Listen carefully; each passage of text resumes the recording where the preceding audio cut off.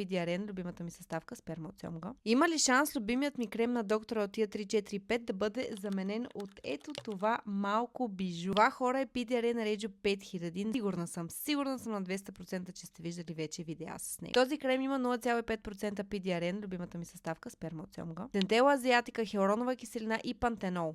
Топ комбинация! Формулата на този крем е доста лека, точно напомня ми на 3-4-5 крема повече, отколкото на 1-4-7. Може би е малко по-сгъстен от крема 3-4-5. Почти съм сигурна, че за този крем се говори повече, отколкото се говореше за 3-4-5. Аз 3-4-5 го обожавам. В Regio крема имаме 0,5% PDRN, 5% пантенол за успокояване на кожната бариера и комплекс хиалуронова киселина за по-дълбока хидратация. Имаме и витамин Е за антиоксиданти и антиейджинг ефект. Той не че и PDRN не е самодостатъчен за анти-ейдж. И имаме една нова съставка за мен и това е EGF. От това, което прочетох, EGF е Epidermal Growth Factor. И се води съставка, която обновява и възстановява кожата. Това е нещо като сигнал, който се дава към кожата, за да може да се регенерира бързо. Така го разбирам аз, моля поправете ме ако греша. Текстурата определено ми прилича на 3-4-5, но е малко по-тежичка, но въпреки това доста бързо и добре попи. От този крем най-вече може да очаквате подобряване на текстурата на кожата и анти-ейдж ефект заради PDRN. Може да очаквате